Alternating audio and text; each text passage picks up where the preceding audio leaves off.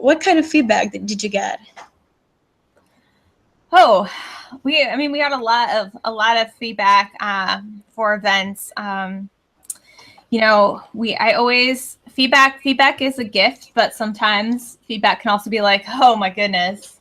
My favorite feedback for MozCon was always be like, you'd have a question, you'd be like, oh, did you enjoy the topics? Yeah. And one person in the feedback survey would be like, there was too much SEO, and literally the next person would be like, not enough SEO talks. So it always, how did you handle it? I mean, you always have to like laugh at that. You're like, okay, obviously, like we actually hit some sort of balance, right? The person who's super in love with SEO and just wants to talk SEO all the time wasn't quite satisfied. That's fine. This other person, maybe that's not their forte, so they thought it was a little heavy. We probably, hit the right balance. There's also great feedback of people who are just so excited to be there, people whose lives, were impacted. Maybe they got new jobs, maybe they got speaking gigs, maybe they met lifelong friends. We started, 2 years ago, we implemented a networking event, because we always had people be like, we need more networking events, right? So many of our industry events, especially in marketing and in tech, are really focused around like partying.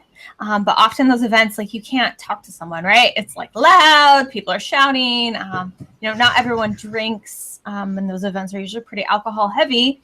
And so we were like, okay, what can we do to make like a real networking event? So we started doing this event called MozCon Ignite, where we did Ignite talks, which are 5-minute talks, where the slides auto advance, right? So the speaker's on stage and the slides are going on behind them, and they don't have a choice, and it's time for 5 minutes, like nothing else. And my rule for this event was that you could talk about anything you wanted to except marketing, because I wanted the community to get to know each other on a more personal level. So, that's how you learned how to speak so quickly. You've got more than 5 minutes here. Trust me. So we had great speakers. We had people who, talked about raising sled dogs. We had a person who built their own hoverboard, like Back to the Future, and talked about that process.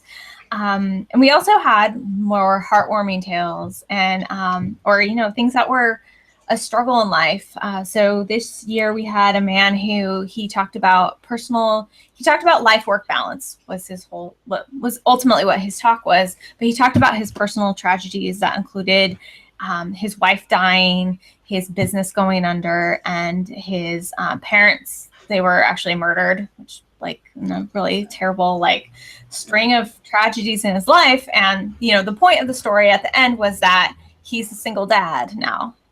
And he wants to spend more time with his son, and he wants to spend, more time on life. And his message to our audience was, you think that you should just do your work all the time, but here's my story.